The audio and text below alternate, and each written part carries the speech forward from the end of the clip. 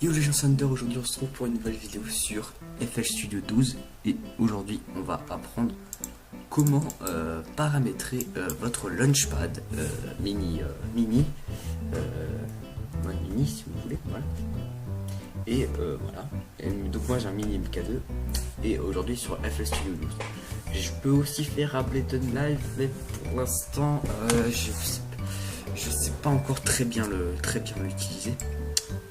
Donc je vais l'utiliser, j'utiliserai un autre jour. Donc déjà vous allez brancher votre Launchpad. Donc là que vous avez commencé, vous allez poser. Bon, moi j'ai mis les autocollants mais je rentre pas du coup moi j'ai voulu l'enlever, mais ça le truc. Du coup j'ai mis cela. Ça rend un peu moche, mais c'est pas grave. Du coup on va brancher notre Launchpad. Là, comme vous pouvez voir, voilà. Donc il y a le filon de couleur, mais il y a et le L comme Launchpad. Mais par contre il y a un petit, c'est pas un défaut, mais je comprends bien. Sur le Launchpad, il n'y a que le jaune, rouge, orange et vert. Bon, il y a les nuances, bien évidemment, excusez-moi, mais il n'y a pas le bleu, le blanc. S'il y a du blanc comme ça, mais c'est un... Voilà, donc vous n'avez pas tout. Donc là, comme vous pouvez voir, si j'appuie sur une touche, il y a rien qui se passe. Voilà. Il n'y a absolument rien qui se passe. Voilà. Du coup, ce qu'on va faire, c'est qu'on va direct commencer. On va cliquer sur Options et MIDI Settings. Là, comme vous pouvez voir, si on débranche, normalement, voilà, vous pouvez voir, il n'est pas. Et quand on va le brancher, tac, et là, ça lance. Maintenant, on va cliquer dessus.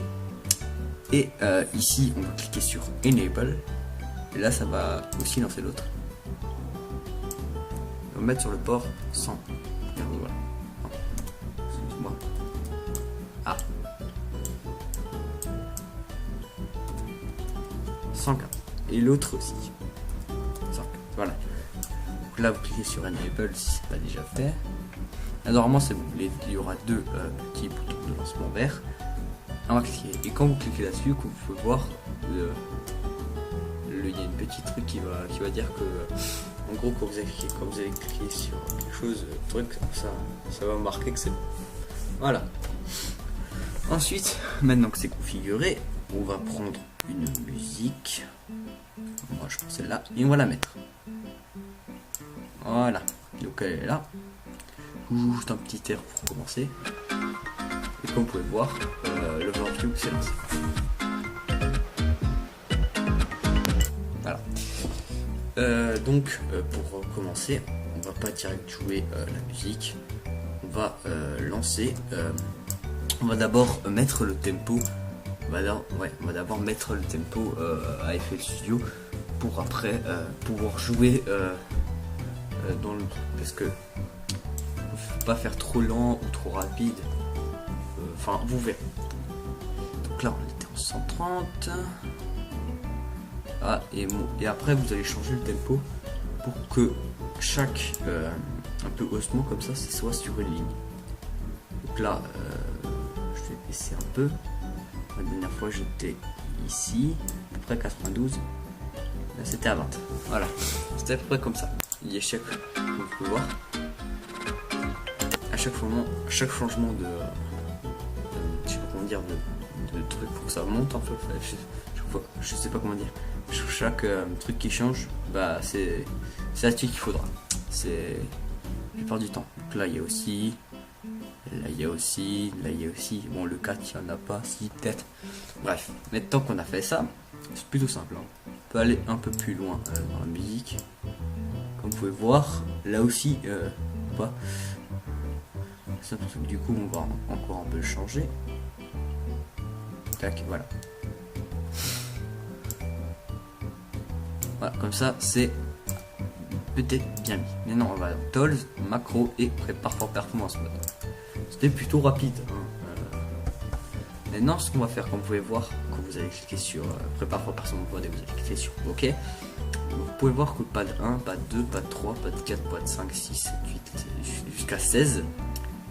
Et pourquoi jusqu'à 16 alors que là il n'y en a que 8? Et bien c'est très simple parce que quand vous allez faire une musique, vous pouvez pas le mettre sur toute une page entière. À moins que si vous pouvez quand même, mais si vous voulez faire des petits morceaux, comme ça, qu'on a coupé, je viens de remarquer qu'on l'a pas encore fait. Excusez-moi, on revient dans le temps. Voilà. Vous allez juste couper la musique. On va mettre voilà, tac, 3, 4 et 5. Voilà, vous coupez la musique juste 5. Vous voulez direct faire le light show si j'ai le temps. Bon, je pense pas, je le ferai dans une prochaine vidéo. Ou si vous parce que c'est un light show, je vous expliquerai la prochaine fois. Voilà, tac. Non, pas d'un, pas de, pas de 3, pas de 4, jusqu'à 16, parce que quand vous allez cliquer là-dessus, on peut voguer à travers des pages. Et ça, c'est plutôt utile. Parce que, vu que je viens de vous dire, vous pouvez pas mettre toute votre musique sur une seule page. Parce que sinon, ça serait beaucoup trop truc. Ce serait un peu bizarre. Là, vous pouvez voguer en plusieurs pages. Vous pourrez par contre seulement aller voir 3. Parce que, comme vous pouvez voir, ça va jusqu'à 16 ici. Par contre, si on va plus loin, c'est dans le vide. Du coup, on va dans le 2 et dans le 1. Si ensuite on va, vous pouvez descendre jusqu'à cette hauteur là. Jusqu'à là, on va descendre et ça va être, si vous cliquez, ça va être ici. Donc, voilà, c'est bon. Je pense que normalement vous n'êtes pas censé, si musique, vous n'êtes pas censé aller jusqu'à là. Du coup, on va dans le pad 1 et on va en mettre directement un pad. Et quand vous allez cliquer, vous allez voir qu'il y en a un. Vous allez voir qu'il y en a un qui va s'allumer. On peut voir. Tac. On va le mettre. On va mettre l'autre.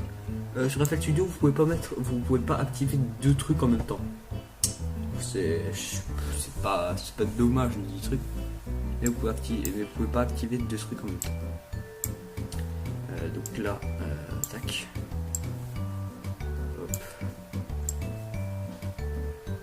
Tac. Et voilà.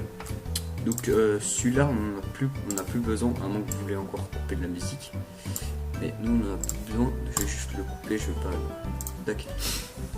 Et on va aussi couper cela, parce que si on va lancer tous les trucs va se lancer en même temps, sauf si on les a mis là-dessus, mais tout le truc va se lancer maintenant et ça va pas faire super joli et ça va surtout me faire un peu mal aux oreilles. Mais bon, c'est pas grave. Et du coup on va les couper, mais au lieu de prendre ça comme ce qu'on a coupé là et de faire tout ça, surtout si vous jouez sur plusieurs pages en même temps, par exemple là ou là, et vous avez pas envie de, je sais pas, cliquer et tout, et ben en fait sur le launchpad vous pouvez directement cliquer là-dessus et ça va vous couper toute la ligne. Comme on peut voir, vous cliquez là-dessus, ça va changer de couleur. Et voilà. Mais et encore, avant de jouer, on va encore faire un truc.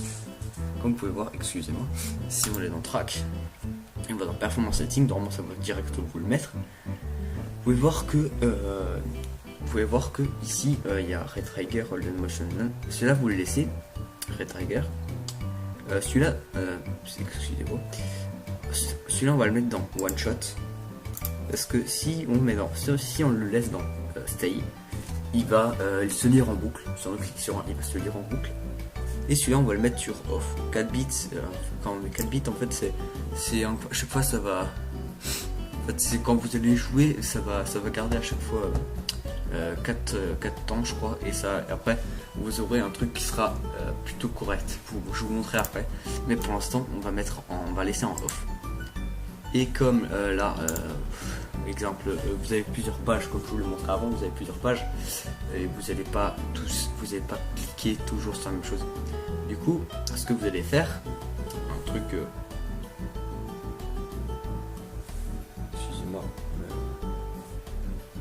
excusez-moi, voilà, je voyais la caméra qui commençait à bouger.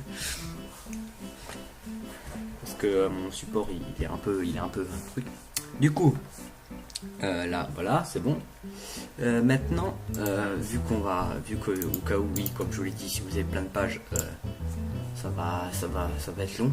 Du coup, vous allez cliquer sur juste ici celui-là. Tac. Et là, comme vous pouvez voir des couleurs, voilà. Et du coup, ce qu'on va faire, c'est que, si exemple, si vous cliquez là-dessus, ça va revenir en arrière, ça va changer les paramètres. Donc là, comme vous pouvez voir, là c'est en retrigger, là c'est en one shot, et là c'est en off. Et là c'est pour le dernier encore. Vous pouvez voir, donc comme ça. Donc là, tout ce qui est press, c'est retrigger, on motion ou latch. Donc là, tout ça c'est press. Ensuite, ça c'est motion. Ça c'est trigger thing avec les deux derniers. Et ça c'est off. Et ça c'est la position de la synchronisation. Pour l'instant, on va mettre comme ça. Voilà. Et nous, ce qu'on veut, c'est le mettre, c'est mettre la même chose sur tous les tracks. Du coup, on va cliquer sur sur les deux à chaque fois. Tac, tac, tac, tac, tac, tac, tac, tac. Ce qui est bien avec la caméra, c'est qu'on voit bien les différentes couleurs du orange, alors que là, on les voit pas très bien. Et là, comme vous pouvez voir, on clique un peu et ça va vous rendre jaune. Et ça normalement, en fait, c'est jaune et ça c'est orange. Mais c'est pas grave, avec la caméra. Hop, voilà. On va mettre en vue. Et là, maintenant, on va pouvoir jouer. Donc, juste pour vous montrer, il y a des différents paramètres que je ne sais pas très bien à quoi ils servent. Ça doit être sûrement dans. Ça, je sais que c'est pour changer le tempo et tout. Au cas où si vous avez pas de souris, des trucs comme ça. En fait, je sais pas vraiment quoi ça sert. Du coup, on va revenir. Voilà. Et ça. Et maintenant, on peut jouer. Donc, je vais vous montrer. Cliquez sur un. Voilà, c'est magnifique. Il a direct ce truc.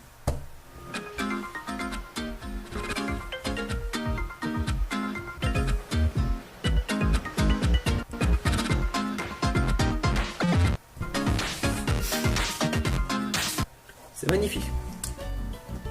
Et maintenant, vous pouvez jouer, faire des trucs comme ça. Mais bon, vous verrez les touches. Ce qui est un peu dommage d'ailleurs, c'est un peu coupé déjà. Maintenant, ce problème c'est qu'on peut voir les touches. Voilà, donc c'est un peu dommage. Mais franchement, c'est pas mal. Vous arrivez là, c'est franchement pas mal. Moi, ce que je fais, c'est j'en mets un. Après, j'étire jusqu'à 8 pads. Après, je remplis tout, je coupe pour avoir toutes les pages. Mais là, si vous voulez, vous pouvez faire des trucs en croix, vous pouvez faire des trucs en ligne, tout ce que vous voulez. Bref, c'était la partie 1 du tuto sur le Launchpad avec FL Studio. J'espère qu'elle vous aura plu. Et sur ce, je dis pour le prochain épisode, à plus.